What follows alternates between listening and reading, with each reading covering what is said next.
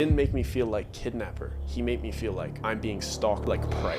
This is the story of when me and my sister almost got kidnapped. Let's go get a Subway sandwich. Let's go split a foot long. I'm probably like 8, 9 and my sister's 11, 12. We're the only ones in there. It's just us and the Subway worker. I'm about to start ordering and I see the door swing open. It opens all the way. Tell me why this 75-year-old man whips this door open, and as it's closing, long steps in. It's the way he did it. It was just like caught my eye, like why'd he swing the door open? Why'd he step in like that? So I start ordering. He cuts us in line. He starts ordering. And he's talking in like, he's not talking like cool. He's not talking like a person. He's talking like very robotic, like as if he's pretending to be a person. The way he turns his head at us. You ever see it like a predatory bird? His head's on a swivel. It just turns. I see him do that from the corner of my eye again. Weird. He looks like a wholesome old man. And then he looks at me and he goes, "Hello, young man." Reaches his hand out. "What's your name?" He's already giving me weird vibes. I lie about my name. "My name's David." His hand still reached out. I'm like, it's a bit odd. I reach out and I shake his hand. This man's hand, it was massive. Not just adult massive. Engulfed my hand. Like the thing that freaked me out is that it was soft like a baby's hand. It was so soft. And he didn't squeeze. He did it really lightly. It really rubbed me the wrong way. You know, like those animals that are like a little flower that the fish comes to eat? That's what his hand felt like. "Look, I'm soft. I'll buy you something." He felt like he was setting a trap, but he couldn't hide that he had like predatory tendencies. Yeah. He goes, "I'll be paying for their food. Don't worry, I can get whatever you want. Get whatever you want." Didn't really want to. Like, we had enough for a foot long to split. He's insisting. Yeah. We go sit down. I have my back to him. So I give it like a little look over my shoulder to see where he's at. His head shifts forward like, "Hey, no, this guy's weird." And he's honing in on me. She like looks nervous and she's like, we're staying here till he leaves. Actively eating as slow as we can. He leaves. He gets in his car. He's sitting in his car. His car's right in front of the restaurant. He's just sitting. The worker goes, "Kids, I'm not letting you leave this store until that man leaves his bar." Yeah. He could tell. That man's weird. In 10, 15 minutes, the guy drives away. We're like, all right, cool. So we leave. He goes, "Get home as fast as you can." We're going down the main street before we turn onto our side street. I hear a car approaching first, and then I look, and it's him looking straight at us. He's not looking at the road even remotely. Not even a little bit. A little bit in, a little bit down, and turned. It's like he looks at us. The entire 180, his head turns and is staring at us. We lose our Go. We're sprinting home. We take the left.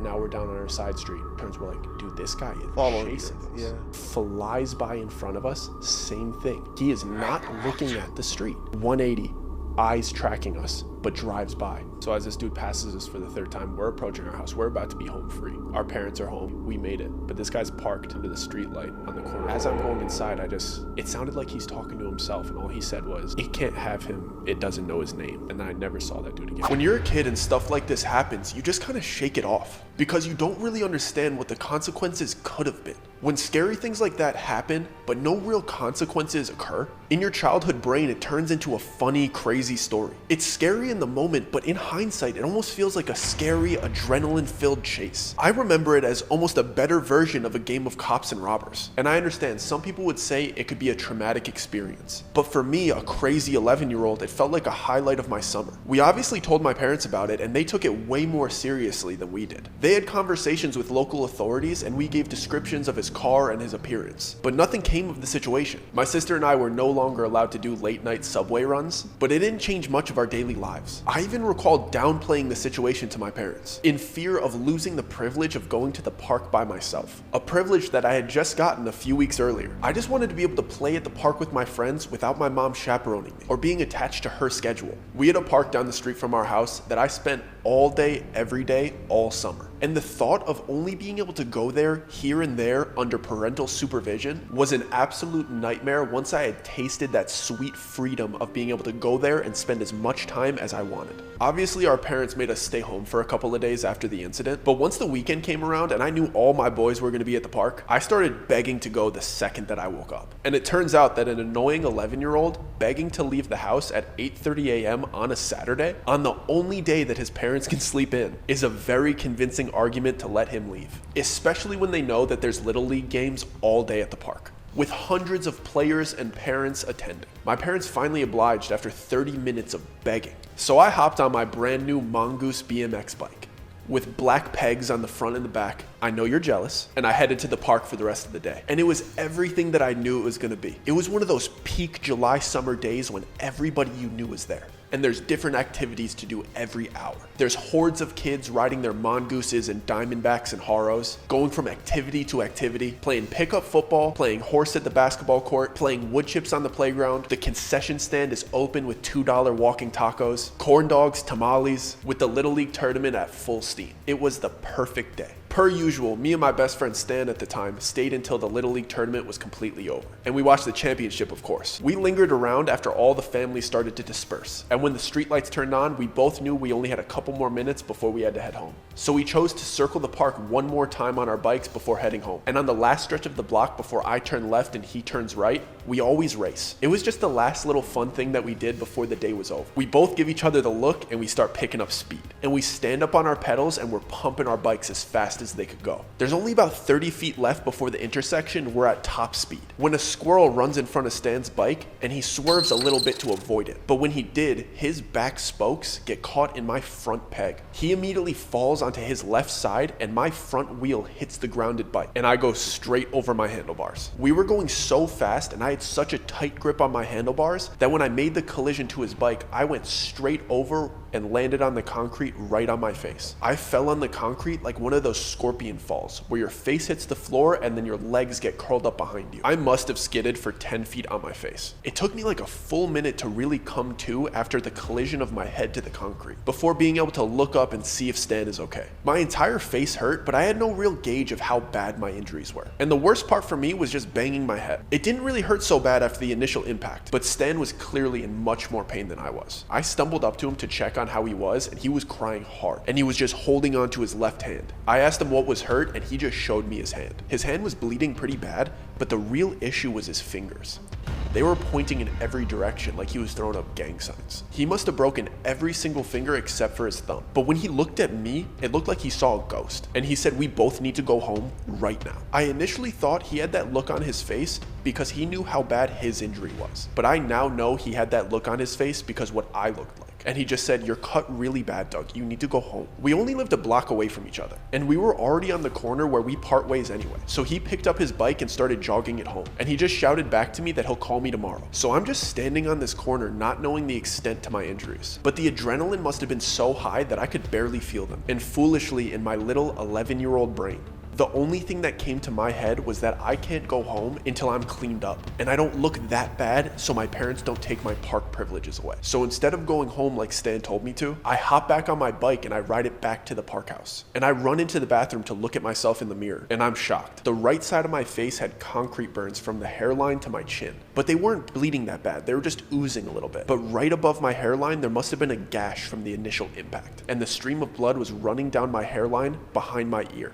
And it was getting all over my right shoulder. I didn't think it was that bad initially because when I touched my face, there wasn't much blood. But when I spun to look at my shoulder, the whole sleeve and my backside was completely red. And I knew I could not go home looking like that. I start splashing water in my face and into my hair to start cleaning up the cuts. But the faucet is one of those hand sensor faucets that won't stay on. So I'm barely getting tablespoons of water into my hands. And the process is taking so much longer than it should. I take off my overshirt and put it into the sink to try to wash out the stains. But it just turned the whole shirt red. So I just start wringing it out in an attempt to sop up as much blood as I can. The sink and the surrounding areas look like a murder scene at this point. And I'm doing a horrible job containing the mess. So I start pulling out all the paper towels in an attempt to start cleaning it up. But they're those dark brown ones that barely even get your hands dry. So I'm just smearing old blood all over the sink as I'm dripping new blood onto it. And I start to get scared at this point because the adrenaline's wearing off. And I hadn't stopped bleeding, so I frantically pick up all the paper towels. I'm just planning to throw them out and leave immediately. Now, not only do I think I'm gonna get in trouble with my parents, I feel like I need to leave before somebody sees the mess that I made. I don't know why getting in trouble was my #1 concern, when any normal adult would just be worried about my well-being.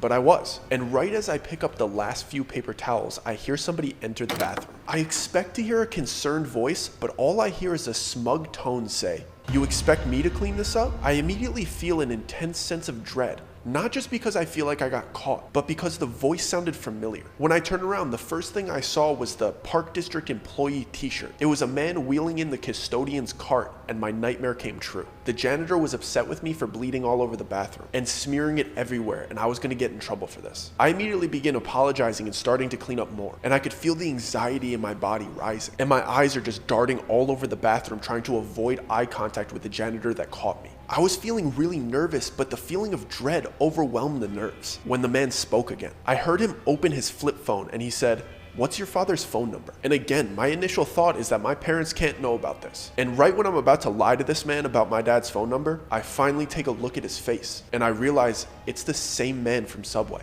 looking at me with that same predatory look. I came to this park every single day and I had no idea that he worked here. And now that he's in here, the only thing that I want is for my parents to come. So I just stand there frozen, feeling the blood pouring down my face as I recite my dad's phone number. And he's standing in the doorway with his cart, so there's no way for me to run around him. I just wanted to get on my bike and leave, but I had to stand there and wait for him to call my dad. He typed the number so slowly and he wasn't even looking at his phone. He was looking at me while he was typing, and he finally clicked the call button and put the phone by his ear. And as it started ringing, he asked me, "What's your father's name?" And out of pure fear, I reply, "His name's Douglas." And the man tilted his head like he was an owl and replied, "Oh, so you're a junior then?" People ask me this all the time because me and my father have the same first name. And I always have to explain that we have different middle names, so I'm technically not a junior. I nervously blurt out a similar response to what I just explained. And his eyes light up and he snaps his phone closed. And I realize right at that moment he was never calling my dad. He used that opportunity to find out my real name. He played me. I have no idea what to do at this point. I'm still bleeding, I don't have a shirt on, and this man is just blocking the doorway, staring at me. It's the same man that chased me down in his car earlier in the week. I had never felt so vulnerable in my life. And the adrenaline starts to pick up again because he starts to slide the custodian cart out of his way. And I start to get this feeling that he might attack me by the way he's looking at me. But right as he takes his first steps towards me, another adult barges into the bathroom. And he's just announcing, "Did anybody find any keys in here?" It was one of the baseball dads looking around for some keys that he lost. And when he stepped into the bathroom, he immediately started acting like any normal adult would. He had pure concern for my well-being. He grabbed my pink stained t-shirt out of my hand and immediately pressed it onto the top of my head. He started applying pressure to the cut and escorted me out of the bathroom. He asked me where I live and if I was comfortable with him taking me home. I recognized this man because I had played with his sons on multiple occasions, and I trusted him. At this point, I was overstimulated and in a real adult's presence. So I finally broke down crying and begged him to take me home. He clearly didn't get a good vibe from the janitor either, and once we got into the car, he asked me if that man had done this to me. I told him that I had fallen off my bike, which was true, but I didn't have the composure or the understanding that I should have explained to him what that man had done to me. He asked me where my bike was, but once we had gotten to where I had left it, it wasn't there anymore. Somebody had stolen it. So now I also think that I'm about to get in trouble for losing my brand new bike. Not to mention I'm covered in blood and it's well past curfew at this point. The baseball dad looked around for my bike for less than a minute before apologizing to me and saying, "We just have to take you home." He clearly knew that I needed medical attention. I was so scared on the drive home about what my parents' reactions were going to be. But what was bothering me the most was that that man now knew my real name and that he works at the park that I go to every day. When we finally get up to my front door and the baseball dad rings the doorbell, I compose myself and I was actively ready to play down my injuries. I don't know why I thought I was going to be in trouble, because of course when my mother answered the door, she was nothing but concerned. She brought me into the house and her and my dad just wanted to know if I was okay. They didn't care about my bike, they didn't care that I was late, they didn't care that I hurt myself when I was alone, they just wanted to make sure I was okay. Once they got the bleeding to stop, they let the baseball dad know that it was okay for him to leave. And they spent the rest of the night making sure that I didn't fall asleep until they were positive that I didn't have a concussion. We didn't go to the hospital because the cut was more of a dent than a split, and there was no real need for stitches. I also didn't have a headache or any concussion symptoms, so we just chose to see how I was feeling the next morning before we decided to go to the hospital or not. I didn't need to go to the hospital. Once we got the big cuts clean and bandaged, I felt fine physically. I know what you're thinking. Why wouldn't I tell my parents that the man that chased me from Subway worked at the Park District? But you have to understand that I was 11 years old, and I was just so confused.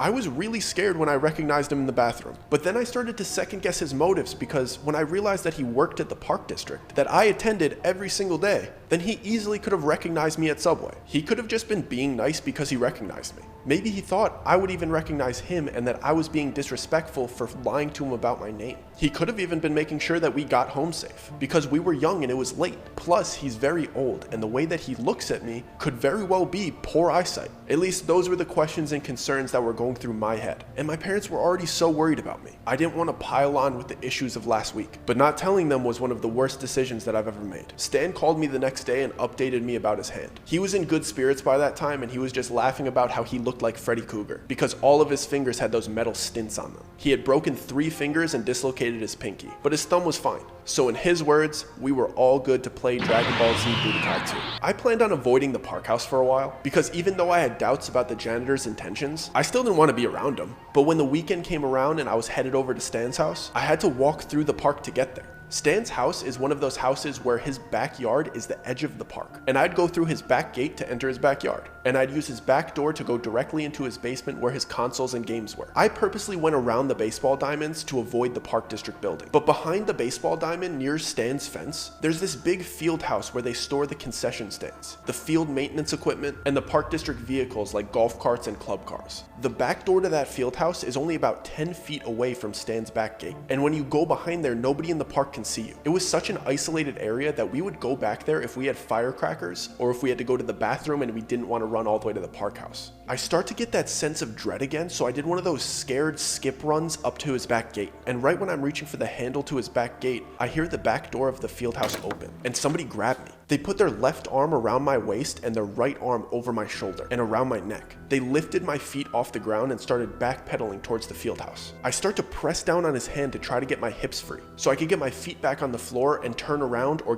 run away. But he was too strong. We get all the way to the back door and I try to let out a scream, but right when I was about to, they took the arm that was around my neck and covered my mouth with their hand. In doing so, they slid their hand from my left shoulder across my cheek and over my mouth until their palm was covering my mouth. And from the way that their hand felt brushing across my face, I knew exactly who this was. It was the man with the soft hands from Subway. It was the janitor from the Park District building, and he got me. The door closed from the field house and he started manhandling me in the pitch black. He shoved me into what felt like a hard plastic box and he shut it, completely locking me in. I didn't see his face because it was so dark and he was behind me, but I knew it was him from the way his hand felt. I maneuvered to get onto my stomach and on my hands and my knees. And whatever container that I was locked in, I could feel the bed of it and it had ridges. And when I felt the corners of it, there were round outdents in each back corner. And I immediately knew I was in the bed of some type of truck. So I start feeling for the emergency handle that's in the trunk of every car. And right then the engine turned on and I knew that he was kidnapping me. I hear the garage style door of the field house open and the vehicle starts moving. I'm trying to yell as loud as I can,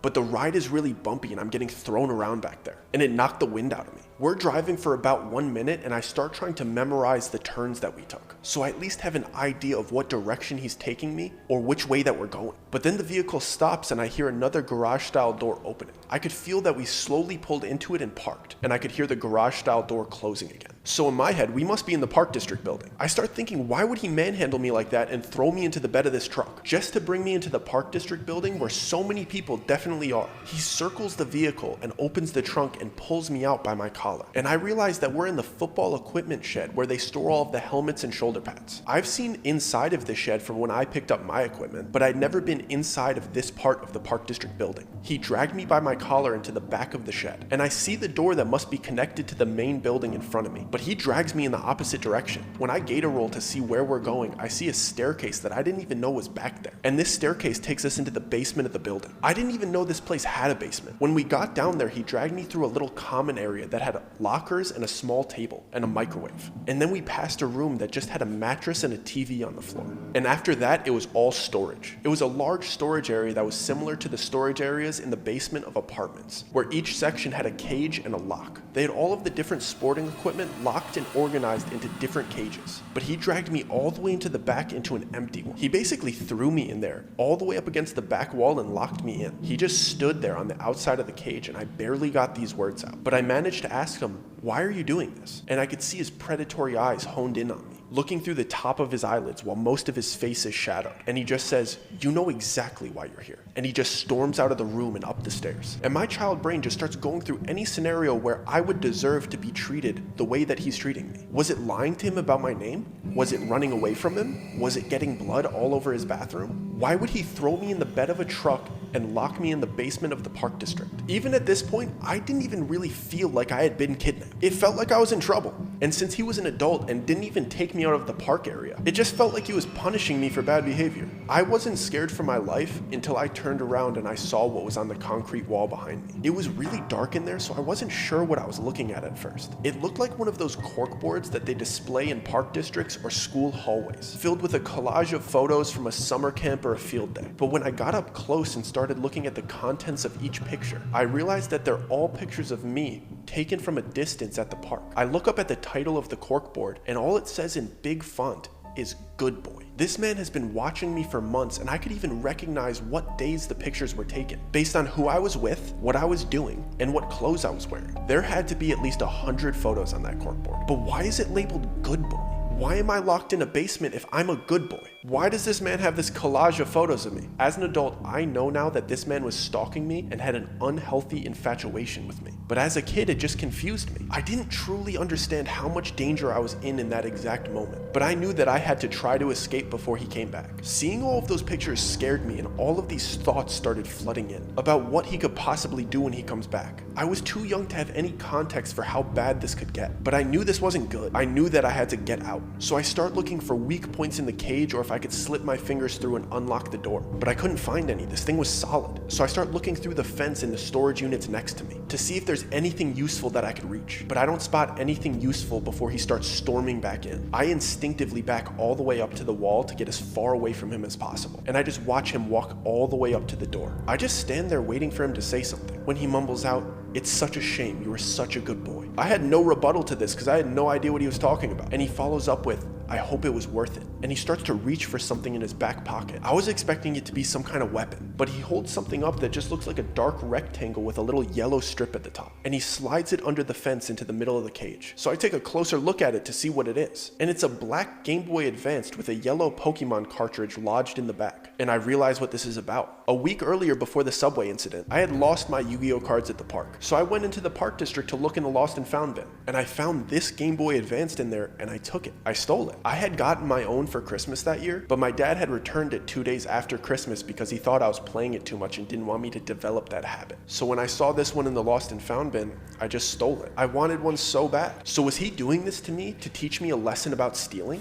Is this all over a Game Boy? Is he even allowed to do this over a Game Boy? I start to get so confused again because I don't know if this is what being arrested is. I was so young. If somebody catches you stealing, is this the punishment? Are police about to show up? But the weirdest thing about this was that I returned the Game Boy the next day because I had felt so guilty about stealing it. So why is this guy so mad? I literally put it back. So I said that to him. I said I borrowed it for a day and I put it back. And he yelled, "You stole it. Good boys don't steal." And I yelled back, "I didn't steal it, I put it back." And he said in a nasty voice, "You put it back because you were scared of getting caught, but you stole it in the first place. You soiled yourself. Being good only out of the fear of being caught. You've done bad things and you'll do them again, but I won't let you get the chance." So I start profusely apologizing for stealing the Game Boy and promising that I'll never steal again. But he doesn't even seem to be listening to me. He's just staring at me, waiting for me to stop talking. And once I stop, all he says is, "Well, go ahead and play it then." And I look at him confused, and he just repeats himself. "Go ahead and play it." Is he talking about the Game Boy right now? Is this some type of weird test? And I just say, "I don't want to play it. It's not mine," trying to satisfy him. But he just sighs and pulls up a chair and sits down. He's just sitting right in front of the fence. And he looks me directly in the eyes and says in a venomous tone, and he's almost keeping his teeth shut as he's talking.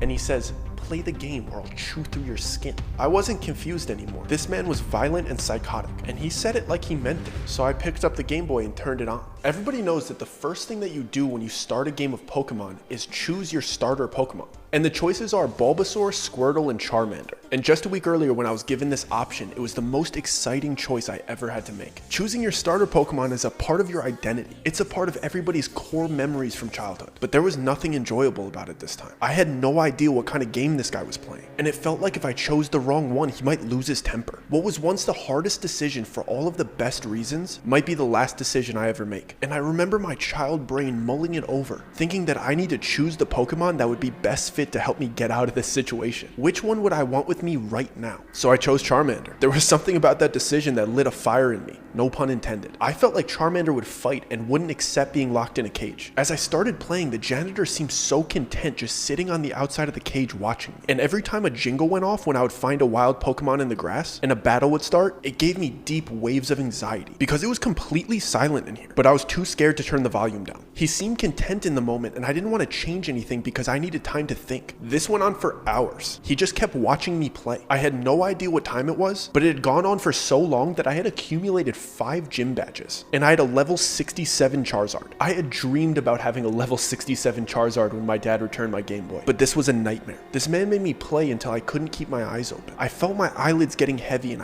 I was fighting to stay awake, but it got to the point where I felt myself drifting off. And luckily, just out of habit, I turned the Game Boy off before I fell asleep. I had no idea what time it was when I woke up. I didn't even know what time I fell asleep, and I have no idea how long I'd been sleeping for. I was still half asleep when a sound started infiltrating my dream. You know when your alarm goes off and you could hear it, but the sound is implemented into the dream that you're having so you don't immediately wake up. It sounded like somebody was finger painting, like they were taking handfuls of paint and rubbing it across a canvas. And as I started waking up and opening my eyes, I was trying to spot the source of the sound, and then I saw it. Nobody was finger painting. The janitor was sitting on his chair with a bottle of Jergens body lotion next to him, with his shirt pulled over his beer belly, caressing circles of lotion all over his belly. It was almost like a pregnant woman trying to avoid stretch marks, and he was just watching me sleep. And now the thought of his soft hand covering my face when he took me was so much more disturbing, just knowing how he got them that soft. And I could tell by the way he was doing it, this wasn't the first time he'd done this. And I could tell by the way his hands felt that he must do this all the time. But how often did he do it while staring at a child?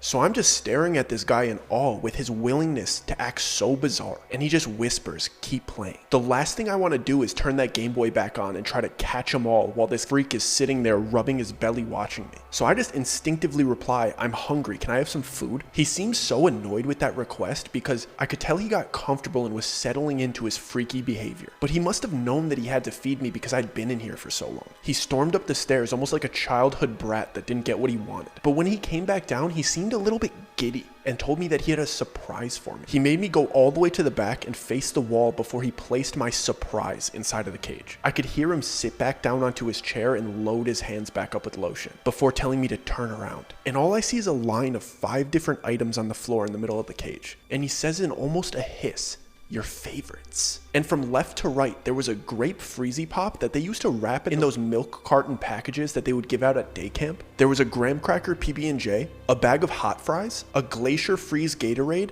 and a SpongeBob ice cream. One of those that has gumballs for eyes. And to my dismay, he was right. These were my favorites. These were my go-to snacks at the park, and he knew all of them. He wasn't just taking pictures of me, he knew everything about me. And he clearly has been watching me closely. And he told me I had 5 minutes to eat, then it was time to play again. But I already knew what my next excuse was gonna be. After you eat, you have to use the bathroom. I didn't know if he was gonna take the food away after the 5 minutes, so I immediately sat on the Freezy Pop. I was trying to get it to melt while I was eating the PB&J and hot fries, so I could just drink the liquid instead of trying to chew on ice. I got through those 3 items and I felt like I was running out of time. But there was no way I was gonna be able to eat that SpongeBob ice cream before time ran out. So I told him that I had to go to the bathroom right before I started eating it. He seemed frustrated again, but that's one of the only requests that you can't ignore. So he went and stormed into the room at the far end of the basement. For the moment that he was gone, I took that opportunity to look around to find anything useful again. And I started to get this sense of claustrophobia because I felt like I had no options. So I just looked down at the only thing that I have, and it's this SpongeBob ice cream. And I realize I have a piece of wood. I have a stick, and I had to keep this stick. And then it clicks. The eyes are gumballs, and if I chew those, I have glue. I have no idea how these things can be useful, but I know that they're things. I had to keep them. So I immediately throw both gumballs in my mouth and start chewing. And I remove all the ice cream from the stick and put the ice cream back in the wrapper. And I smush the remaining ice cream in the wrapper with my hands to make it seem like it had melted. Like I made an effort to eat it. And I slipped the stick into my pocket. And for the first time, it felt like I was fighting back. And he came back with a plastic bag. I'll spare you the details, but I made it work. He made me just tie it up and slide it under the fence so he could immediately throw it out. But before he left, he said, "You wasted our playtime."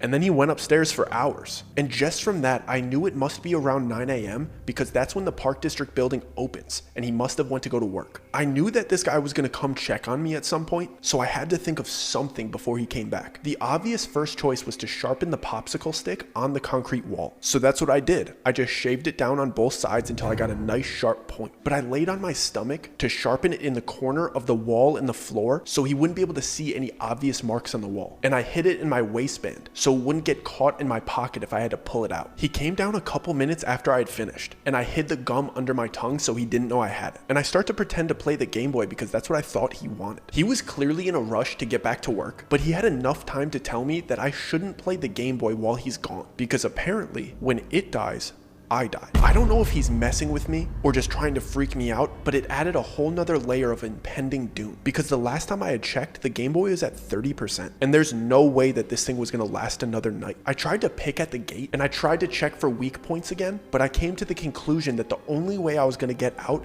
is if I could convince him to open that door. I had this sharp popsicle stick now, but it was kind of flimsy and I wasn't confident that it would be enough to beat him in a fight. So the only option that I could come up with was to play possum, but I don't think he would believe me if I was just pretending to be asleep. So I had to make it convincing. So I just start picking at the scab on my head from when I fell off the bike, and I just kept picking and picking and picking until it was completely open again. I could feel it bleeding a little bit, but it wasn't enough. So I start doing that thing that kids would do in class sometimes, where they would take a deep breath and start straining their whole body until all the blood rushed to their face and you could see the veins on their forehead and neck, and their face would turn bright red. So I did it about 3 times and it started working. So I just kept doing it. So I would just hold my breath for 20 seconds and squeeze my whole body, and I felt the blood start rushing out. I got as much of it onto my clothes as I could, and I started rubbing it all over my face and arms. I even made a little pool of it on the floor to lay in when he found me. There were no mirrors, so I couldn't see what I looked like, but I was just hoping it was bad enough to get him to open that door, and I made sure that I laid as close to the door as I possibly could. So when he opened it, I'd either have the chance to run out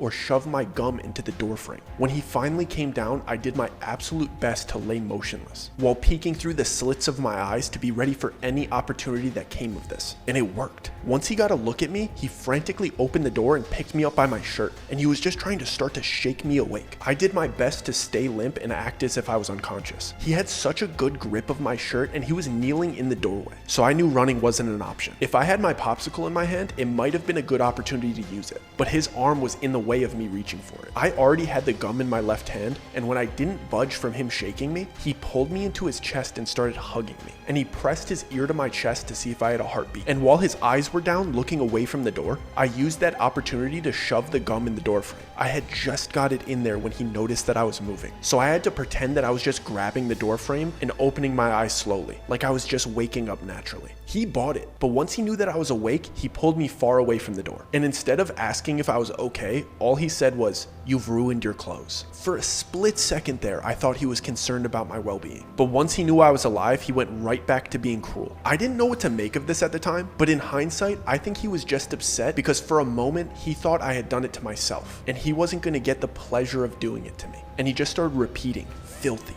Filthy, you're filthy." He grabbed a roll of paper towels and a bin and threw it into the cage before closing it. And he just went back to the bedroom near the stairs. Clearly, he wanted me to clean myself with the paper towels. And when I took a better look at the bin, I realized that it's the lost and found bin. I immediately start rummaging through it because when I had stolen the Game Boy, I remember there was multiple phones in there. So I tried to move all of the clothes out of the way to check the bottom to see if there was any phones that I remember. But they were all gone. He was old, but he knew what a cell phone was and was smart enough to remove them. I felt defeated because for a split second I thought I was going to be able to call the police. But then I saw the hoodie that I had found the Game Boy in. It was one of those zip-up hoodies with zipper pockets, and I had found the Game Boy inside of one of those closed pockets. So I start squeezing all of the pocket areas, and when I squeezed the chest pocket, I felt a hard square. I unzip it and I find a gray cartridge that says Nintendo Messenger in navy blue font, and I just shove it in my waistband right away. Some of you might not know this, but the Game Boy Advanced was actually capable of text messaging. You could text other Game Boys if you both had this cartridge, and the only reason I knew that is because Stan had begged me to ask for one for Christmas, so we'd be able to text each other all day. In fact, the only reason Stan wanted me to get a Game Boy Advanced in the first place was because in order to evolve your Ghastly into a Gengar,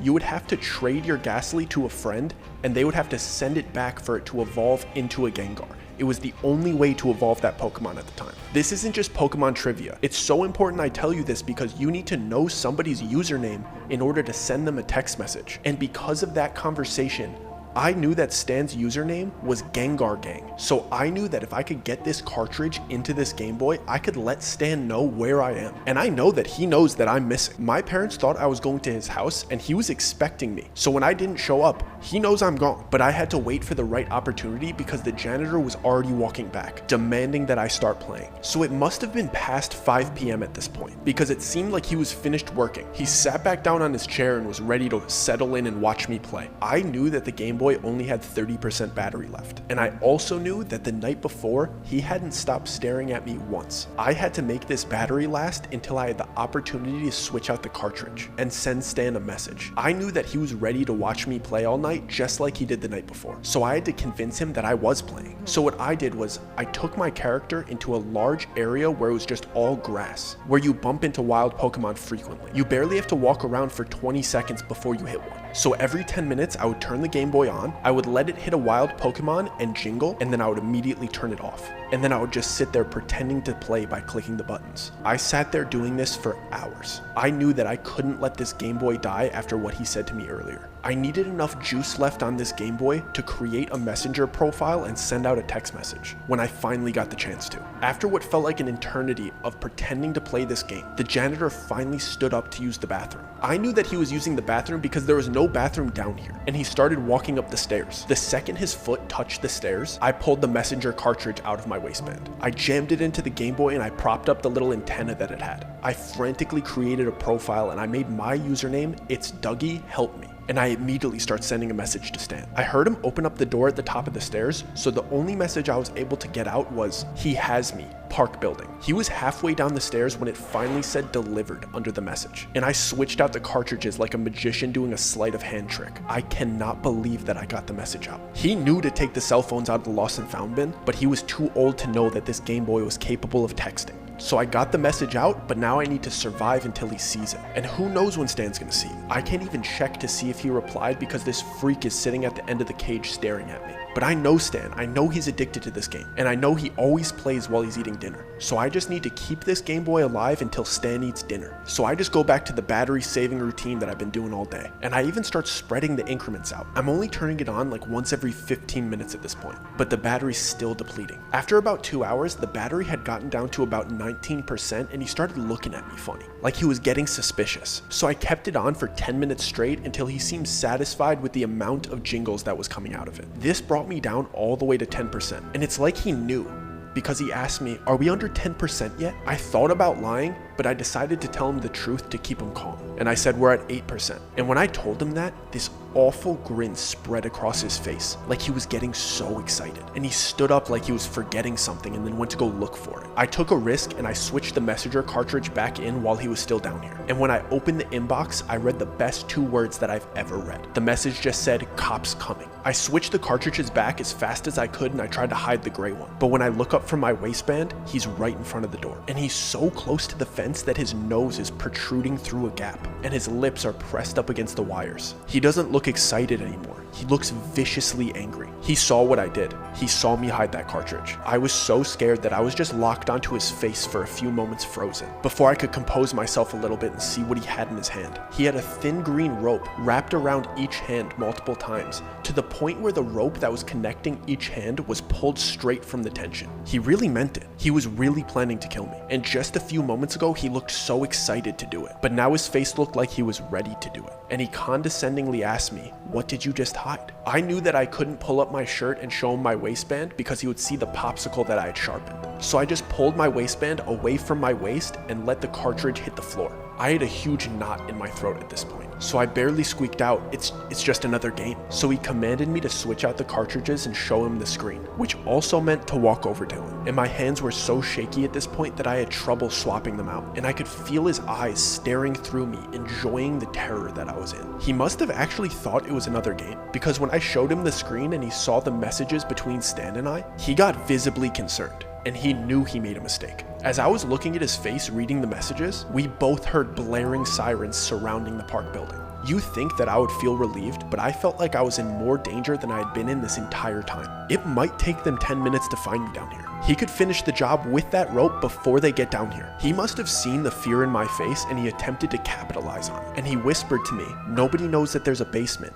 And if you scream, I'll kill you before they get down here." And I knew he wasn't bluffing, and he commanded me to go sit in the corner and not make a sound. He was about a foot away from the door now, inspecting the Game Boy with his head straight down looking at the screen. You can't hear much in the basement, but I could faintly hear a bunch of police officers shouting my name upstairs. I knew that this was my only chance, but screaming was not enough. I turned around and I took one step towards the corner that he told me to sit in, and I made the decision to take a risk. I had put that gum in the door frame, but I couldn't tell if it worked. I had to take the chance, and instead of taking another step towards that corner, I took my right foot and I donkey kicked the door as hard as I could. I didn't know when I kicked it if it was going to stay sturdy or fly open, but I also knew that I was going to start screaming regardless, so I might as well try. And when my heel made impact with the door, there wasn't much resistance. My leg fully extended and the door swung open and cracked him in the face. It hit him so hard that he fell right to his butt, and I immediately sprinted towards the stairs. But it was a narrow room and he was able to get a hold of the back of my shirt as I was trying to run past him towards the stairs. He was so strong, and I was about to start screaming before I felt the popsicle stick poke me in the stomach. I immediately grabbed it and sent it straight into his forearm, and it released the grip from my shirt. He was strong, but he was old, and he couldn't even get to his feet before I was already up the stairs and out of the first door. I got to the top of the steps and I looked back and I saw him tripping over the first step. And now that I was away from him, he looked pathetic. He looked like a geriatric freak. I closed the door and locked him in the basement and beelined through the second door. When I got through the second door, I couldn't believe where I was. I was in the arts and crafts room of the Park District building, and I could see the police lights coming in through the windows and dozens of police officers tearing this place apart looking for me.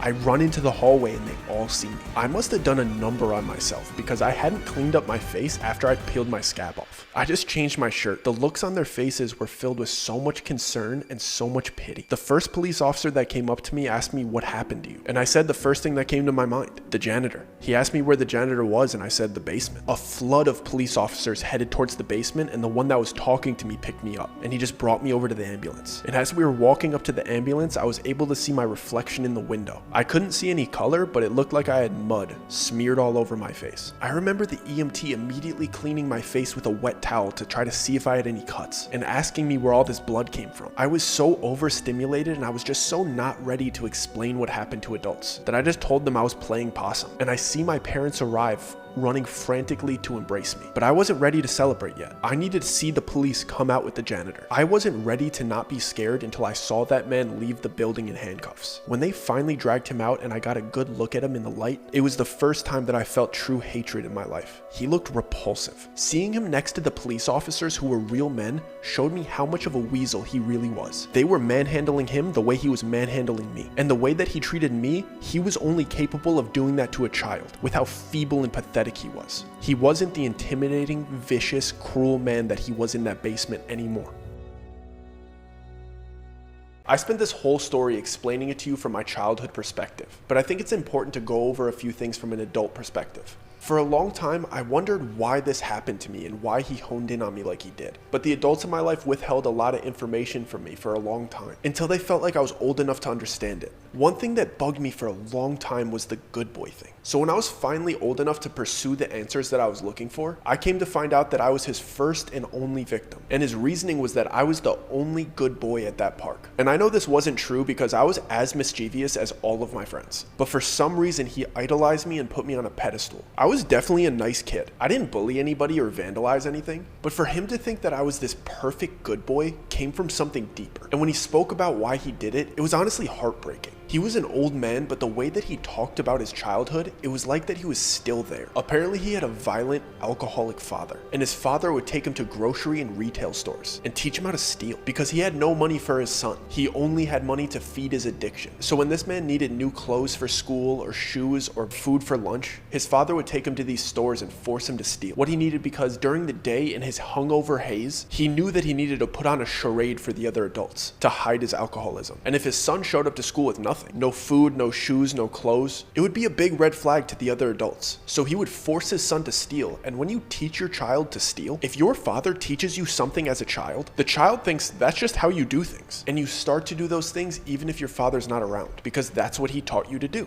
So unfortunately, this man was taught to be a bad boy. But the worst part was when nighttime came around and the drinks started flowing, his father would violently punish him for all the things that he forced and taught him to do. It's like teaching your dog to use the bathroom in the house house and then beating him for it. You're gonna get a confused, scared dog that's erratic and lashes out because your dog just wants to do the right thing and love you. And the same goes for a child. He was forced to be a bad boy and then was beat for it. And when he would be a good boy, he would get no praise or no reward. So he didn't even think he was doing that right. When a cycle like that goes on for so long, the child gets so confused that they start to think that they're inherently bad. They think that they were born bad. So they start to idolize people that they think were born good. And apparently he thought that I was just born good and he was living vicariously through me. So when I stole that Game Boy, it shattered his image of me. His admiration immediately became hate because it confused him and made him feel vulnerable, like he was a child again. The only way this man was taught to handle feelings of anger and hatred was to be violent and abusive like his father. And I'm not making excuses for this man. What I'm telling you is understanding him and his reasoning made me pity him. And the only way for me to not walk around angry every day is to keep pity at the forefront. Otherwise, I'm no better than him. That man's cycle of abuse ends with me. I feel blessed to have overcome that situation and to have gotten out of it relatively unharmed. That situation gave me a different perspective on what it means to be good and what it means to be a man. I don't believe that there's good boys and bad boys. I don't believe that anybody is inherently good or inherently evil. Not him and not me. I don't believe he was a bad man. I believe he was never taught how to be one. When I saw him being arrested and I saw how feeble he was and how scrawny he looked compared to the police officers, I realized from an adult's perspective, he wasn't a dangerous man. The police officers were physically more dangerous than him, but the police officers chose to be good. Those men practiced being dangerous. They became as physically imposing as they possibly could, and then they chose to protect civilians and children. They were bad men that chose to be good. And I believe he was a good boy that was taught to be a bad man. Guys, I hope you really enjoyed this story. If you support this channel and you like these stories and you want to see more of them, the best thing that you could do is like, subscribe,